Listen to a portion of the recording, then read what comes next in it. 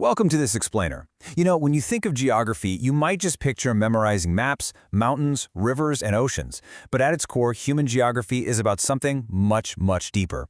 It's the ultimate story of our survival. It explores the profound and, honestly, sometimes chaotic relationship between human beings and the Earth itself. From the very dawn of civilization, our ancestors relied entirely on the environment for food, water, shelter, the whole shebang. But as human knowledge evolved, well, so did our ability to completely transform our surroundings.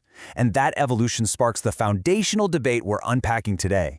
Take a second and really ask yourself, who actually has the upper hand here? Does nature decide the destiny of humans, dictating exactly where we live, what we do, and how our societies function? Or do humans have the innate intelligence and technological power to overcome practically any environmental limitation? It's basically a classic showdown of nature versus nurture, but applied to the entire human race. Are you a product of the environment around you, or does human ingenuity call the shots? Let's explore how the greatest geographic minds have attempted to answer this. All right, let's dive into this. Section 1. Thesis: Environmental Determinism. Okay, we're going to start with the first heavyweight contender in our historical debate, a school of thought that totally dominated the late 19th and early 20th centuries. To really understand this concept, look at the root word here, determine, meaning to decide or control. Environmental determinism is the theory that the physical environment strictly determines human activities, our cultural development, our economic patterns, and even our social organization. According to this worldview, nature is the absolute, undisputed boss. Humans are seen as largely passive, controlled almost entirely by environmental conditions. It's like the environment hands you a script, and your society simply has to play the part. Think about just how strict these rules are when we look at climate. Determinists argue that climate dictates almost everything about us.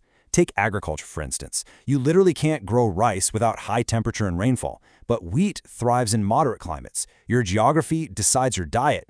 What about clothing and housing? In cold regions, you are forced to build thick walls, invent heating systems, and wear warm clothes. In hot regions, you build for ventilation and wear light clothing. Even our occupations are controlled. If you live on the coast, you fish. If you live in grasslands, you herd animals. Nature is the one pulling all the strings.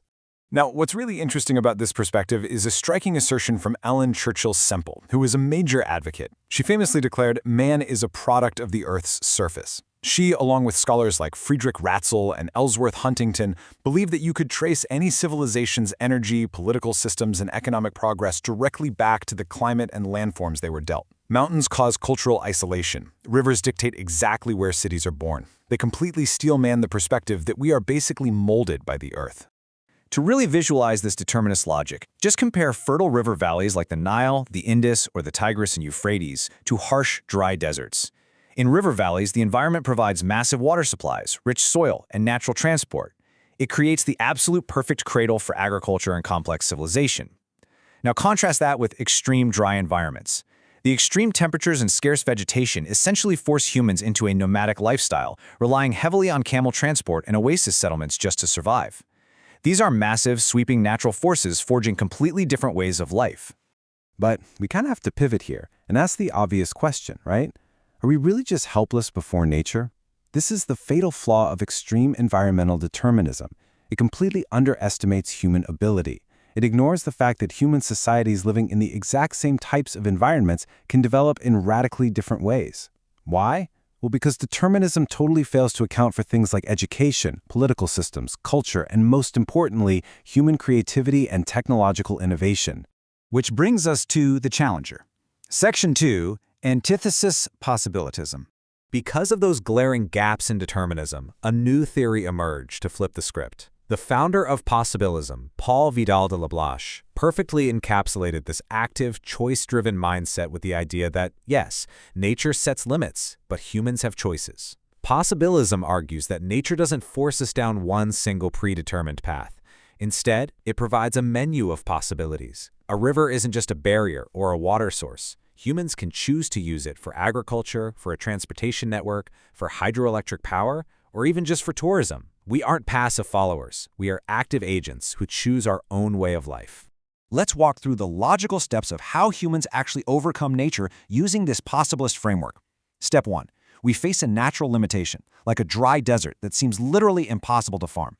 Step 2. Instead of just accepting defeat or adopting a purely nomadic lifestyle, human intelligence steps in. We invent advanced technology, like drip irrigation systems and massive greenhouses. Step 3. We actively transform the landscape to cultivate crops where nature never intended them to grow in the first place. We don't just adapt to the environment, we force the environment to adapt to us. And real-world triumphs brilliantly illustrate this possibilist view. Think about the Netherlands. Nearly a third of the country sits entirely below sea level. By determinist logic, it should just be uninhabitable ocean. But humans build dikes and drainage systems, literally reclaiming land from the sea. Look at mountain ranges that once permanently separated cultures. Today, we blast massive transportation tunnels right through them. Even the climate itself is bypassed. Thanks to air conditioning, human beings can build booming, massive cities in the middle of incredibly harsh, scorching hot regions. However, and this is a big however, just like determinism, possibilism has a really dangerous downside. If we overestimate human power, we forget that Mother Nature still has the ultimate veto. We cannot completely control the Earth, and we are violently reminded of this by earthquakes, devastating floods, and hurricanes. Plus, if we believe our choices are totally limitless, we start engaging in the unlimited exploitation of nature. Excessive human interference leads straight to deforestation, pollution, biodiversity loss, and climate change. We might be in the driver's seat, but we can definitely still drive the car right off a cliff. So, moving on to Section 3, the head-to-head clash. So the crucial point is really seeing these two incredibly compelling but completely opposite worldviews head-to-head. On one side, we have determinism. Nature is the primary factor. Nature controls humans, and therefore humans are inherently passive. Nature determines your lifestyle. On the other side, possibilism. Human choice and technology are the main factors. Humans use environmental possibilities to their advantage, meaning we are fundamentally active and we modify our lifestyle to fit our desires. It's passive acceptance versus active transformation. Let's move to Section 4, synthesis, the balanced path. Let's see how all of this builds into the modern geographic perspective. We clearly need a middle ground where these two historical extremes finally meet. Enter Griffith Taylor, who introduced a brilliant synthesis called neo-determinism, also highly recognized as stop-and-go determinism. This is the balanced path. It states that neither nature completely controls humans, nor do humans completely control nature. Think of it like a giant global traffic light for human progress.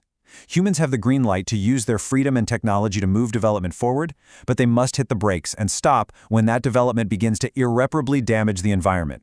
We absolutely must respect environmental limits. You know, this century-old debate isn't just academic history. It is absolutely crucial for how we view the world right now. Today, the question is no longer who controls whom. We know they are deeply interconnected. The focus on our modern dashboard is sustainable development, climate adaptation, and responsible resource use. Nature provides the foundational canvas, and humans provide the creativity and innovation to paint on it.